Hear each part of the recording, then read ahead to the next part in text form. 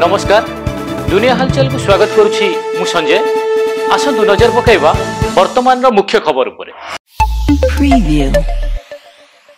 मालकानगिरी जिला खैरपुट ब्लॉक बंडा घाटी निकट रे भारसाम्य हराई ओलटिला कमांडर गाड़ी एथिरे जणे महिलांकर मृत्यु घटिया बेले 3 जण गुरुतर भावे आहत होई कोरापुट चिकित्सालय को स्थानांतर खबर पाई मुदलीपड़ा थाना पुलिस घटनास्थल पहुंची मृतदेह को जबत करी तदंत जारी रखिथिबा सूचना।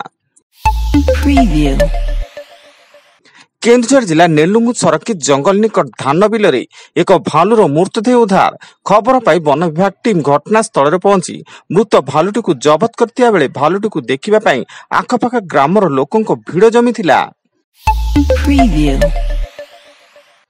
मालकानगिरी सीमांत माओवादी बर्बर कांड पुलिस सूचनादाता अभियोग रे 2 ग्रामवासी को हत्या करथिया बेले सेमाने हेले छत्तीसगढ़ सुकमा जिला दुलेड़ गाँव सोड़ीहुंगा एवं माड़बीदंदा उभय ग्रामवासी को पुलिस सूचनादाता बोली आगरू नक्सल माने घोषणा करथिले भी उभय नक्सल मानक कथा को खातिर करनथिले। केन्दुझर जिला घटगां थाना पिपलिया छक निकट रे स्कूटी को धक्का देला लुआछड़ बोझी ट्रक घटनास्थल रे स्कूटी रे थिबा बापा पुओंकर मृत्यु घटिया बेले खबर पाई मृतकंक दादा हृदघात रे मृत्युवरण करचंती एवं उत्त्यक्त लोके क्षतिपूरण दाबी करी 20 नंबर जातीय राजपथ को अवरोध करथिबा सूचना।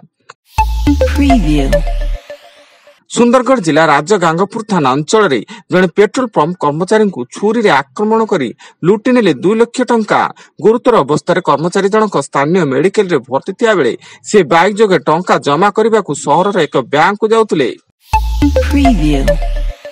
भद्रक जिला धामनगर थाना अधीन जहांगीर शासन गाँव रे जन मैट्रिक परीक्षार्थी फांसी लगाई आत्महत्या मृत छात्र जनक अभिषेक पंडा होइतिया बेले से निज माउसी घर रही पाठ पढ़ुतिले एवं छात्रंक निज घर मयूरभंज उदला स्थित राड़ ग्रामर बोली सूचना।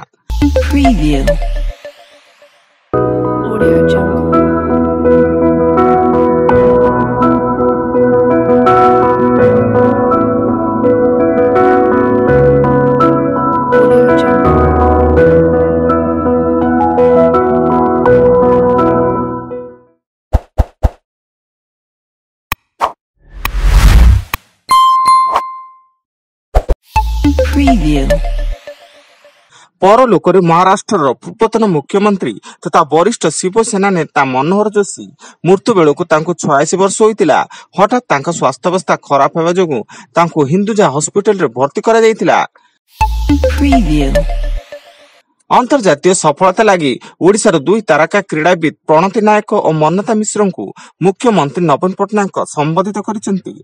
प्रणति कायरो रे आयोजित FIG विश्वकप रे कांस्य पदक जीतिथिया बेले मन्नता प्रथम BIMS TEC एक्वाटिक्स प्रतियोगिता रे रूपक पदक जीति राज्य पई गौरव आनिथिले।